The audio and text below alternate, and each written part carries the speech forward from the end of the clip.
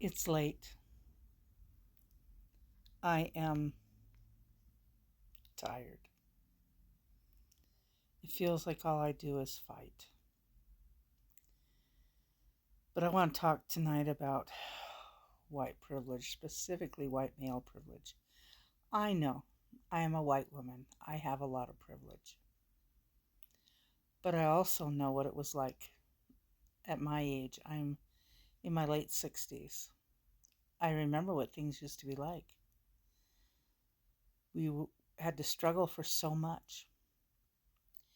And I am fucking sick and tired of white male privilege.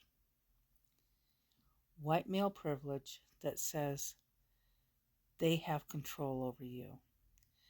They can decide what you can and can't do. I know that there's a lot of communities out there that are also suffering with this, but I want you to know that there's a lot of people like me, white women, who are also struggling with this.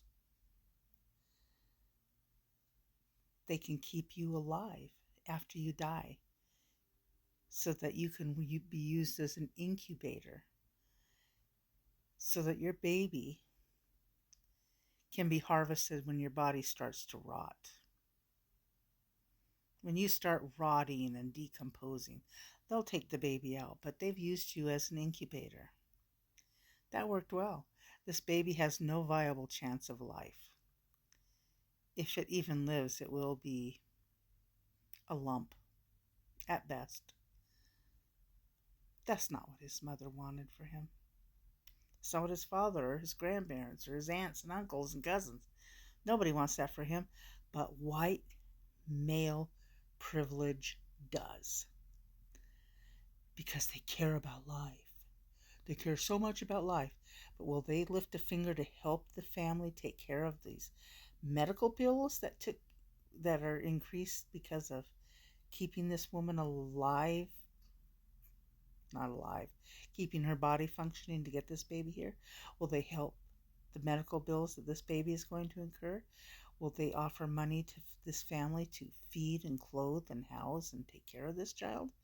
Fuck no. They just want it born. They just want it born so that they can control women.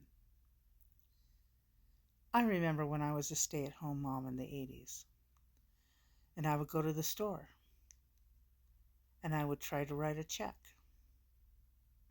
I didn't have a job, so I couldn't prove income by saying, here's my employer and stuff. I had to give them, like I was a little child, my husband's name, his employer, and his employer's phone number, so that I could write a check to put fucking groceries in our pantry and refrigerator. Why? How did they think the groceries were going to get in our house? Did they think my husband would go and do the shopping? He was working. I was at home. I was taking care of the kids. I was trying to do the shopping to take care of our family. I was cooking the food. I was preparing lunches for him. I was helping him to be able to provide for our family. I was taking care of our kids. Yet I had to give him like a permission slip so that I could do what I needed to do to take care of our family. I remember those things. I couldn't get a credit card in my own name without my husband. I remember things like that. Now, luckily, I have a husband who is a very forward thinking. His mother was still is, extremely liberal, and she raised him that way. Thank God. But you know what? This white male privilege, thinking that they can tell women what to do and how to do it. You cannot have an abortion if you need it.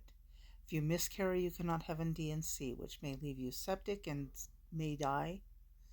That's still right. We just don't want you to have the things that we think you shouldn't have. What the fuck is wrong with these men? What is wrong with them? Can they not think with a compassionate heart? What would happen if we had white female privilege in this country? And a man said, you know what?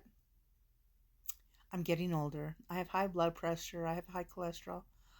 I'm having trouble so that I can't have relations with my wife.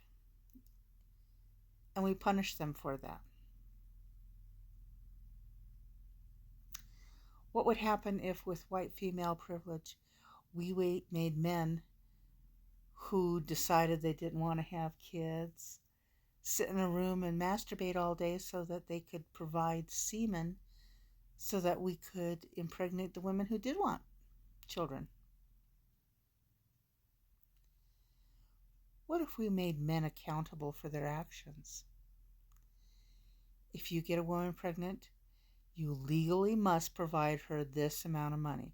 If you cannot pay that amount of money, then you must take out loans, or you must get a job that pays more, or you must do whatever your little ass has to do to make sure that you provide for that child.